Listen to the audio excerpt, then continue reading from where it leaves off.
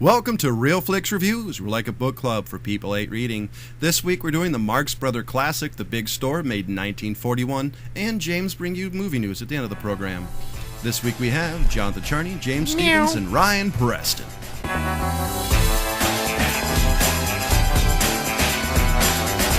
Welcome to Real Flix Reviews. I want to remind you guys that we have a Facebook page, so please drop us a line or tell us what movie you'd like us to review. And to start the show off, Ryan has the description of this movie. That little one. Or what little description there is. How do you describe a Marx Brothers movie? This is how they pulled it off. A detective is hired to protect the life of a singer who has recently inherited a department store from the store's crooked manager. And I've said before, all you gotta do is put that and then say starring the Marx. That was awesome. I gotta say, I want to start off since I'm probably the one who you are the odd man out. Yeah, I haven't seen a lot of Marx Brothers stuff. And have you seen any Marx Brothers stuff? No, this was the first one. This is the first whole movie of theirs I've seen. This is cool because I'm always interested in a fresh opinion. 80 years after the fact. Right? I'm a little late on this particular bandwagon. Yeah. I love this movie though, just because it's a giant gag. Even the gags are leading up to other gags later down the line. Yeah.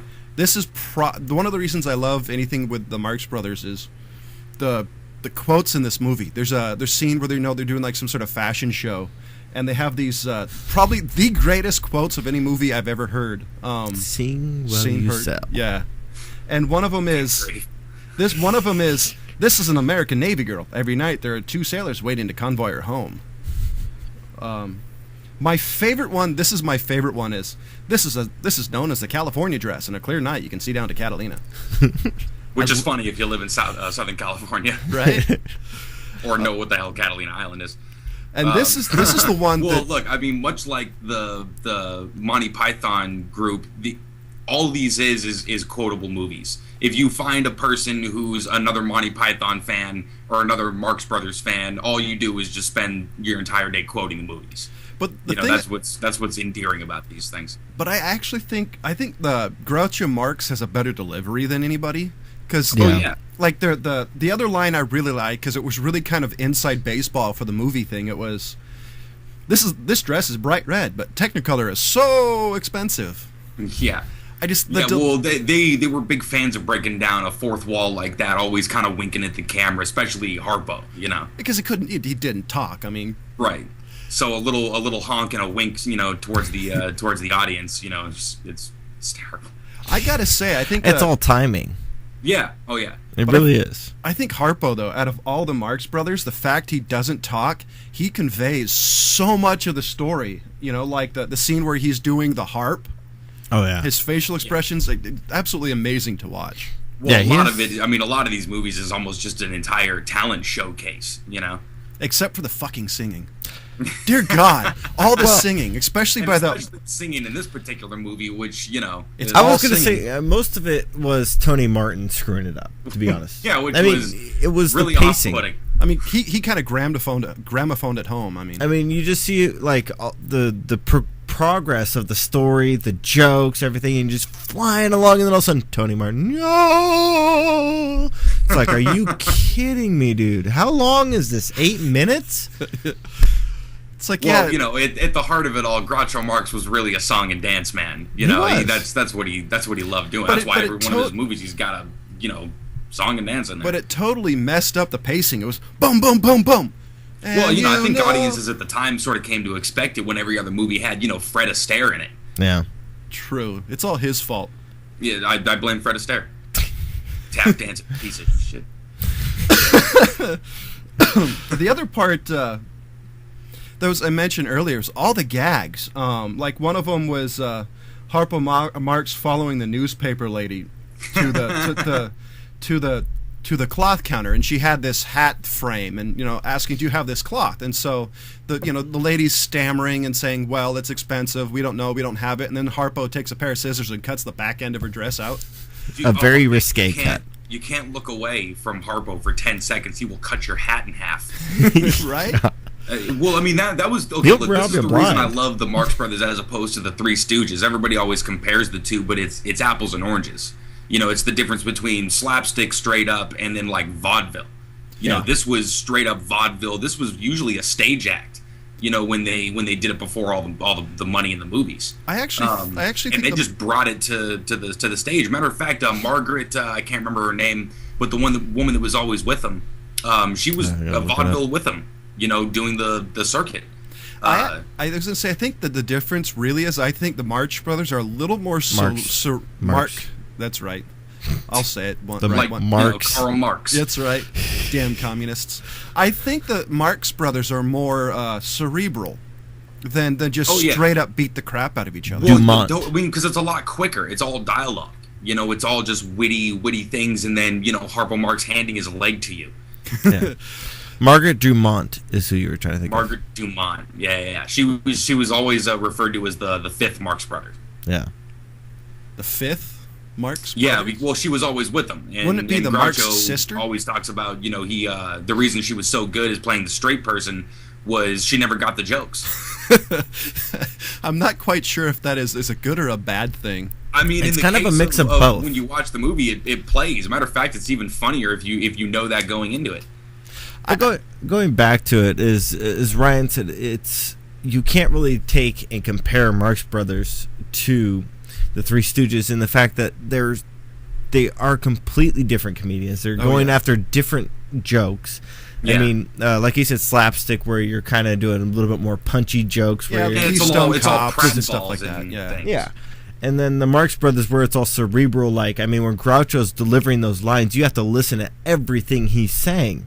Yeah. Because he's told you 10 jokes in the matter of 30 seconds. And and the way he delivers it too, And Harpo's telling you jokes with his eyes, with his facial smiles up, down his cheeks. Everything is moving. Or robbing the person blind when they're not paying attention. Yeah, and his movements, and then with the horns and everything. One of my favorite gags is him honking his horn and doing the fly whistle, and they're just like, "Oh yeah, that's the way it's got to go." Yeah. Well, it's at the heart of it, they're just con artists. They're con men. Total. But unlike usual con men out to get money, these guys are pretty much just out to kind of ruin your day, right? And just mess with you just for their own amusement. My favorite scene that kind of shows that is the whole. The whole scene with the beds when they have that Italian family where 15 kids come in and I haven't seen you since the old country, and. And remember we used to stomp the grapes with you. Wacky, show them how to stomp the grapes. And 10 of the kids disappear, and the woman's like, "I had 15 kids." The guy's like, "Are you sure you had 15 kids?" I just like the Why fact would you want 15 kids? Groucho comes up to him and goes, "It is absolutely. You cannot have 10 kids. It is just economically not feasible. You have to have make $5 a day to raise one child. So you can't do that." And then he goes over to his wife and he's like, "No, we can't have this many kids." She smacks him. "We got the 12 kids." It's such that whole thing. And by the way, those are some cool beds. I actually like that fireplace Murphy bed. That was hilarious. That was pretty cool. Well, then Groucho tells you the jokes of, this is how much for the bed? $8,000. What do you mean this is $8,000? I can get the same bed over here for $25,000. Yeah, but not with me in it. But there was another girl in there that Brian pointed out at some point of that was doing the Sing What You Sell with the straight face. Oh yeah, I brought that up. Not on the show, but yeah. Oh, I love that woman. Was she the one in the elevator? Brian? No. I don't know. Do you remember what her name was? Virginia O'Brien is her name in real life. Her name was Kitty in the movie. Ah, that's right. She was singing like doo-wop and all this stuff with like a the Rockabye Baby. Oh yeah. That was the creepiest thing I've ever seen. I loved it so much. Completely straight face, no emotion. Because it almost looks like she didn't want to be there in film days, so she just walk a bye, but yeah. But then she gets into it, like her voice gets into it. Her inflection in her voice is all there, but her face doesn't change. I really became fascinated by this chick and looked her up after watching the movie. I went on this hunt for this chick. And apparently she was just like the queen of deadpan. Like that was sort of her natural delivery. And she never did a lot of film. I think this was one of her only actual film things that she did. Wow, because that was... So it's kind of a rare appearance of that. Yeah, what a shame that she wasn't on film more, because I mean that the performance she gave in here was just so cool. She should have added so much. Movie. Yeah, I was going to say she should be on more Marx Brothers movies, especially being like kind of the foil of it.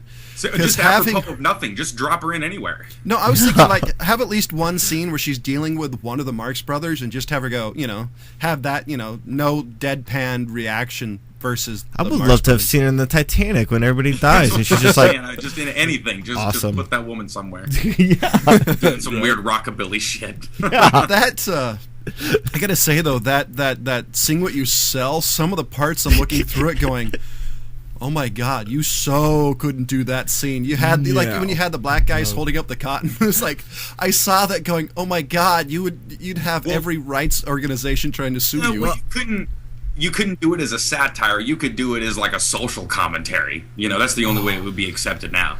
But even still, that'd be pushing the envelope. Yeah, but everybody, gets twisted up in what the idea of controversy is. Actually, this is one of the reasons why I picked this movie. I picked this movie out of all of their movies. I've actually been wondering about this because, John, I'm sorry to break this to you. This isn't exactly one of their greatest. Oh, I actually knew that coming in. I actually knew a lot about the Marx Brothers, just never watched them. Oh, okay. But this was their least funniest movie. It is one that people always kind of say, well, that was one that will just sweep under the rug type of thing. Well, not even not funny, just kind of bottom of the list out of all of the amazing stuff that they've done. Because if you ask anybody who knows the Marx Brothers or even heard of them, usually it's Night at the Opera is the one everybody. Night at the Opera, Duck Soup, Animal Crackers. Animal Crackers, those are the top three that everybody Night at the Opera has actually gotten a lot of runway, far as like a lot of cartoons have borrowed stuff from it. So sure, this one I wasn't even aware of. Groucho Marx. Yeah, and then if you look at the Animaniacs, which is a very good show, long running. I mean, they took a lot of their things from.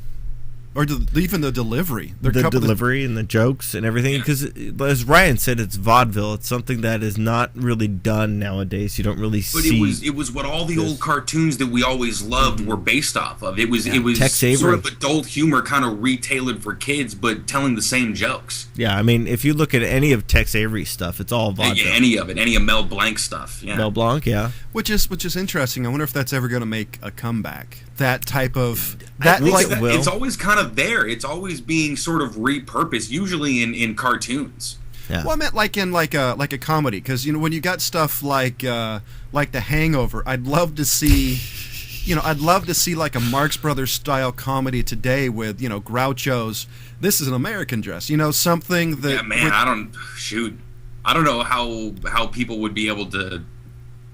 I mean, you'd obviously have to do it in some new way. I'm not sure how that would look, but breaking it down, the reason that it's funny is they're always the smartest guys in the room, and I also think it was the writing. It was always just the jokes. It always relied on just the amazing chemistry between all of them. And I also think you could kind of look at this, at least this movie, since I haven't seen the other ones. It's kind of a social commentary in a way too. Yeah, a lot of theirs kind of had a little bit of a backing to it like that. Which is one of the reasons I like it, because they're all, you gotta sing with your sell, and they're talking about how this giant store and everybody must buy stuff, and that's one of the reasons I love it, because it has a bite to it, but it just a hilarious way of doing it, like Harpo Marx dressing up, in old French attire, playing a harp. Yeah. But I mean, James, you've seen a lot of Marx Brothers stuff, so you know how incredible musicians most of these guys are. At least all of them. Chico and Harp are the best. My favorite part of that harp scene is you take a look, as it has that repeating mirror behind it. When you have two mirrors, and there was no mirror that side of them.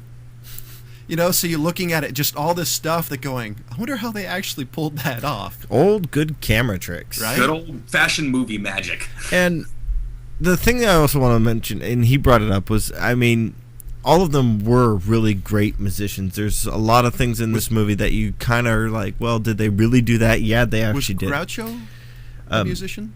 No. Groucho was, but not anywhere like his brothers. Because his brothers were, the piano scene was amazing. Yeah, that's what I was going to... is a great piano player, and I think taught Harpo how to play piano. Yeah, well, that's what they kind of jokingly bring into this one, and that's another reason why I picked this movie, is because you get to see Harpo and Chico sit down and actually start playing, and the way they were playing was just amazing. If you actually know anything about music, how to play piano, that is something that when you watch these guys play, you gotta just sit back and just enjoy it, because you are not going to be able to do what they're doing that quick. Because they're also playing off each other. They really invented their own style, especially with Harpo. Harpo did, yeah. People came from all over the world, actual harpists, just to learn his unorthodox style because he taught himself.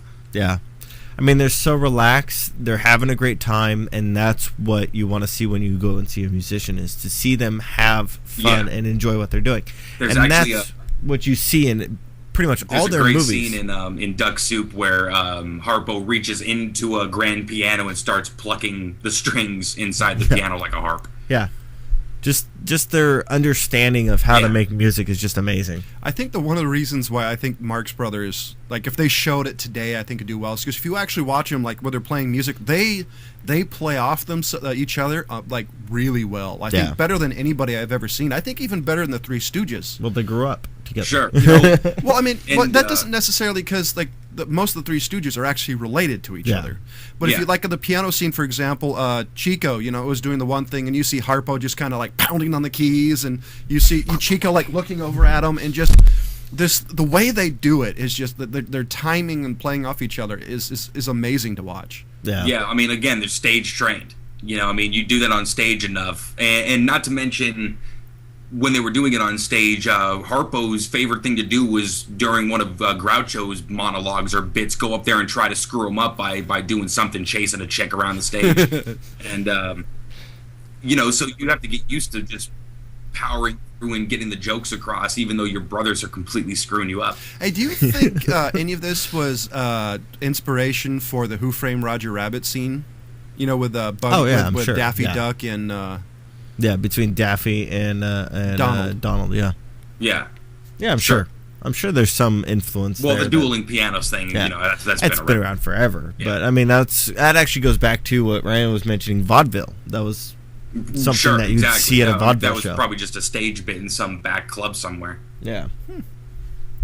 Anyway. But yeah, I picked this one because I didn't think that... I think that if you can watch this movie and appreciate this movie and get the jokes and be able to follow along, the rest of the Marx Brothers films are going to be absolute masterpieces to you. I was going to say, I mean, all this being said about, this wasn't their best movie, it's still awesome. It's still a great movie. I mean, it's even the story's kind of a low rent story, but the reason why it's so good is because they go around and they bring it in and have fun with it. Well, I think that's why I said at the end of reading the description, starring the Marx Brothers. It doesn't matter what crappy description of what crappy movie this says it is. You put the Marx Brothers in it, that's what the movie is. Well, I think that the story is kind of like the briefcase in Pulp Fiction. It's purely a device to move to the next gag. That's really what it is. Well, and John, you hit on something earlier by realizing that there's always a little bit of a social commentary in Duck Soup. I keep bringing this one up. But the story of that is he's the new leader. There's this country, Fredonia, and they appoint him the new leader of Fredonia, Groucho Marx. I love this. and it's the funniest thing ever. But I mean, that whole thing is sort of a political commentary. You know what I mean? Like he's just the whole time making fun of how politics runs. Okay, I'm going to have to add that to my list of movies to see now. Fredonia, that's the greatest thing ever. Rufus T. Firefly, leader of Fredonia. Does Fredonia have a, the Star Spangled Banner type of thing? Yeah, there's a lot of song and dance in there, and they have a national anthem. Okay, I definitely want to see it. So another question is like, what do you rate this movie, Ryan? Oh, buddy, I mean, it's got to be a 4, right? I mean, even if it's crappy, I mean, it does exactly what they want to do. It had a couple of little bogged down moments, obviously, with the Tony Martin. The hell. You're welcome. But other than that, I mean, the jokes land, because it's the Marx Brothers. Even if it's a little later in their run. That's pretty much where I'm at on it, is that even though this is the lower end, I mean, there are so many Marx Brothers movies that I give praise and straight out 5s to, but this one, the pacing gets screwed down by Tony Martin. And that weird talent show at the end of the movie. Yeah, well, that's also kind of, yeah. Yeah. Anyways, but yeah, so it kind of gets down to just a 4. I mean, most Marx Brothers are 5s because they were doing it first. Genius. They paved the way for a lot of comedians today to be able to do movies and to get free reign of studio to basically do whatever they want. So, I mean, yeah, 4. I got to agree. I think this is a testament to the Marx, the fact that 80 years later, this movie is still hilarious. Yeah. We got a convert here, James. You know, it's the fact that not only that it's still hilarious, but the jokes still, even some of the more social commentaries, still fit.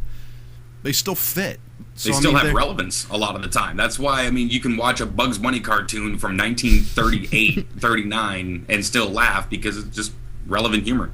Yeah, I don't know. Donald Duck Nazi one is kind of a little bit. Yeah, I mean, that's a stretch. Dated. It's kind of funny. I mean, you interchange it with something else. I'd like to point out that some of the old 40s cartoons are a bit racist. Yeah, a bit. Okay, extremely racist, and watch it with a grain of salt. This is why I need to to cut in the scene of Hitler going, what? Well, I mean, they cut off Speedy Gonzalez for a while, and the Mexicans got all up in arms. So. Yeah, they love Speedy Gonzalez. So, X-Sun's the movie news portion of the show. James, do you have any movie news for us? Have you guys heard about Guardians of the Galaxy? I have. This is what I'm looking forward to. Okay, so I was just Marvel venture, isn't it? Yeah, well, it's they call it DC for life. Well, it's Marvel's phase 2 of Disney's phase 2 of the Marvel universe. Yeah, right. Yeah, so it looks like a pretty good thing. They actually do have it confirmed that Vin Diesel is going to be playing one of their starring roles. He's playing Groot, because he's a big tree. Yeah, it's kind of strange to think about that. But, yeah, it's actually coming out in August 1st is their supposed release date. I mean, this is all still in the works. They're doing filming. 2015? Yeah, 2014. So it's supposed to be out basically a year from today. So it's actually looking pretty good. The plot for people out there who may not know anything about it is a jet pilot gets stranded in space and must unite a diverse team of aliens to form a squad capable of defeating cosmic threats. I'll be honest, this is something I'm looking forward to, especially with Vin Diesel, because he voiced the Iron Giant. Yeah. So he does have at least a history of doing great voice work. Yeah, it'll be interesting to see how they're going to do it. I look forward to it. I just don't... I don't know. It's one of those that is... I mean, I do have more to stack on top of this, but it's also got James Gunn in there, who's done some interesting work. Is he playing Star-Lord? My boy right there. Huh? Is he playing Star-Lord? James loves this guy, too. I do. Is he playing Star-Lord? Who? James Gunn? James Gunn. James Gunn is not an actor. I believe he is. No, it's Peter Pratt or Chris Pratt. Sorry, I was looking at. He's playing Peter Quill / Star-Lord. Okay, is Chris Pratt? Yeah, you're totally confusing me now. Anyway, back to James Gunn. Yikes! John, let me ask you: have you ever heard of a movie called Tromeo and Juliet? Yes, I have. You're okay, welcome. You know who James Gunn is then? Yes, reluctantly I do know. So James Gunn. For those of you out there who do not know what he is or who he is, what he is might be a little more appropriate. What he is. No, I think what he has done is a more appropriate. He is pretty much Lloyd Kaufman's little buddy, or basically, I would say his prodigal son. So you're saying he's Gilligan, little buddy? No, he's more of like the prodigal son. Because he's running away and going to Blockbuster. We'll see. He'll come back to Flix later. But for those of you people out there who don't know who Lloyd Kaufman is, he is actually the owner, producer, director, entrepreneur of Troma. We mentioned a lot of Troma. Basically, it makes bad movies. It's known for making incredibly terrible and sometimes really I don't know, controversial, well, they did movies. Yeah, well, that's a good word. They did movies like Tromeo and Juliet, Class of Trauma Avenger. High, Toxic Avenger, Right. James's Redneck favorite Zombies. movie, Redneck Basically, Zombies. I think he did like a book or something like that. Yes, he did. I learned all I need to know about filmmaking from the Toxic Avenger. Yep, that's exactly the title. So if hold on. All I need to know about filmmaking, I learned from the Toxic Avenger. That's a book that co-written. tells you all you need to know about Trauma, and then Co-written by James Gunn and I actually Kaufman. made everybody watch fucking Super, which he did. Yes. Yes. I gotta say, it takes skill to make movies that bad. You know, it really does. If you people out there have not watched anything by Trauma, sit down and watch a Trauma flick. There's a lot out there that you can pick from. Usually what I suggest for first-time Tromers. oh shit, there's a verb. You're welcome. Is to sit down and either watch Toxic Avenger or Nuke 'Em High. Preferably with a beer in I hope hand. we don't have any like elderly listeners who like are gonna throw one of these things on based on this and just have a heart attack. Wait, what I suggest, hold on, let me finish. Let me recommend. You got to have some sort of alcoholic beverage in hand. I was going to say go out and pick some a sort of fifth. a twisted sense of humor. Go out and pick a fifth of the worst alcohol that you enjoy drinking. Polish that off, and then go buy the the most expensive alcohol you like drinking, and drink that while you watch the movie. So drink natural ice first, and then go to something good. Yeah. Or usually what I would say is Steel Reserve or something if you're going for beer. Slam a bottle of that before you go in. That's mean. Anyways, but yeah, so that's something that we got to mention is that Trauma does amazing at what they do.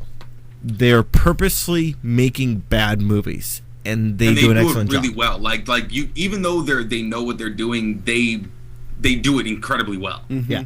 So James Gunn has come from there, and he's basically turned his career into more of what would be accepted by mainstream. Sure. Yeah. He's turned the corner a little bit, but I mean, he still brings a little bit of his sensibility, from that kind of thing, or at least a little bit of the harshness. Tentacle porn. I don't think you could be involved in Trauma and not have some of that style, the sense of humor, to reflect a little bit in what you do. Because Trauma definitely has its own style. It has its own sensibility. So I definitely can't wait to see how that plays off in a big Marvel movie. Yeah, that's going to be an interesting thing, and I actually do like some of the things that James Gunn. I won't say love. I almost did. Too late. You said love. Shut your mouth. You said it. That he's done. There's a few of them that he's done. I know John really loves the Scooby Doos and things like that. Okay. Now since you bring that up, I've got to clarify. I'm a Matthew Lillard fan. That's the only redeeming value of that movie is Matthew Lillard.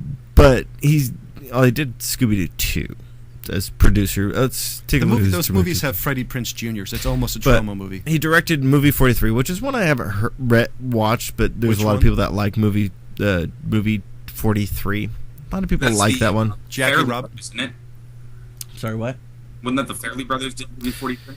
Well, it says he's directed by James Gunn. Is that the Jackie Robinson movie? That makes more sense after saying it. No. Which one's 43? This is a series of interconnected short films follows. Oh, okay. Yeah. It's incredibly bizarre. It's an incredibly bizarre movie. Yeah. Because anytime there's a number, it's usually a baseball movie.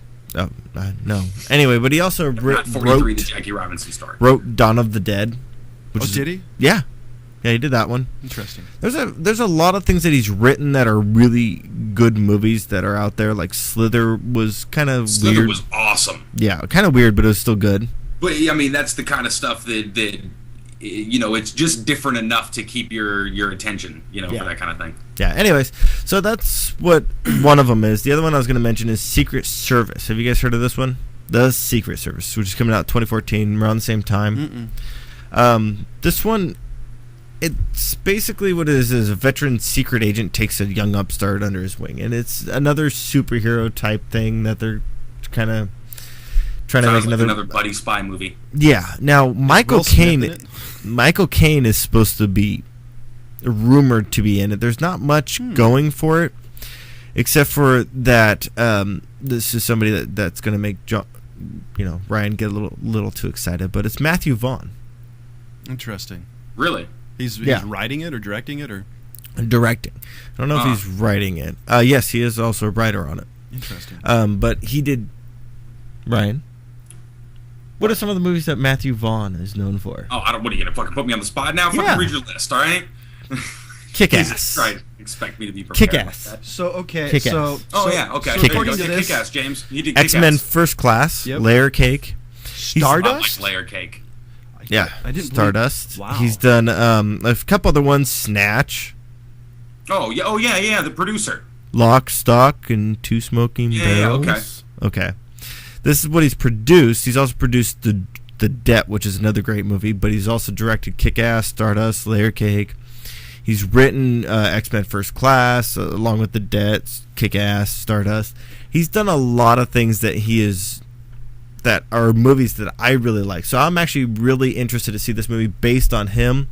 The thing that takes away from this movie is that Sam L's in it.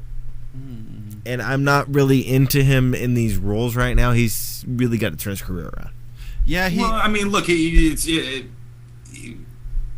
had his moments, and as long as it's, like not just him yelling, I'm tired of these motherfucking snakes, or something like that, then he does okay. Well, I think, and look, it's a buddy spy movie. Like I said, this is going to be another Spy Games, something like that with Robert Redford, or Michael Caine is the whole guy. Put one of these movies out every couple of years. I'll go and see it. It doesn't have to be good for it to be good. It's a spy movie. I think it really depends on how he plays it. I think if he plays it like the Pulp Fiction Snake on the Plane role, or if he plays it differently, because he can act. He just hasn't acted other, in a non-Pulp Fiction style. Hey, look, I'm the guy who blows a bunch of sunshine up Die Hard 3's ass. All right, I love that movie. I'm not quite sure if I would readily admit that. Oh, no, I readily admit that. I'm prepared to defend Die Hard 3. Matter of fact, over Die Hard 2. Die Hard 2 sucked compared to Die Hard 3. I like Die Hard 1. Die Hard 1's still my favorite. Die Hard 1's obviously the best. Alan Rickman is the bad guy, but number 3, come on. You got Jeremy Irons and Sam Jackson. Yeah, but you also got to think that he's done, the Caveman's Valentine, Formula 51, Unbreakable, Triple X. Every actor has bad roles. But to get back to Matthew Vaughn, he's writing X-Men Days of Future Past, which is one I really want to see. Well, that's one a lot of people are looking forward to. And look, here's the thing. I mean, nowadays they're giving it to people like this, and with these kinds of franchise things with X-Men or just anything Marvel, anything DC, you give it to somebody like Vaughn or like J.J. Abrams. These people aren't going to screw it up just because it's huge. You know what I mean? They're giving it to the right people. So I guess you could call it the Joss Whedon or J.J. Abrams effect. You actually give it to people who love the source material. Right. Yeah. Because I think the one thing is with these are stuff geeks love, and geeks one thing geeks are is loyal. And complain if you screw it up. And that's why. I mean, I'm sure half of it is you don't want to hear about it from the crowd who's going to rip you a new one if it sucks. But more than that, like, you want to do it for yourself because you want to see it be good. Exactly. And that makes anything good when that's you're the big invested. point. I think that's why I think the Lord of the Rings movies turned out good. Is you got somebody who loved the material. Well, hey, don't say that too out loud there. I mean, that's a pretty polarizing topic, Lord of the Rings. Well, I guess that's a conversation for a different show. So, ladies and gentlemen, remember, if you hate Lord of the Rings, direct all your hate mail towards Johnny, and then I'll forward them to James and Ryan. Like I check my email. Yeah. Okay, then I'll text it to you. I do have your phone number. So, ladies and gentlemen, he answers your calls. He doesn't answer yours either. He does. So just slowly. See? Ladies and gentlemen, I gave the Marx Brothers movie 4 out of 5. James gave it a 4 out of 5. Ryan gave it a 4 out of 5. And we'll see you... Oh, wait, before that, next week's movie. Yeah, way to go. That's you. Yep, it's me. Oops. Wow. I picked... oh, boy. Next week's movie, I picked the Matthew Lillard's first long-format movie directed, Fat Kid Rules the World. Which is cool, because I wanted to see this for a while. So, we'll see you next week. Goodbye.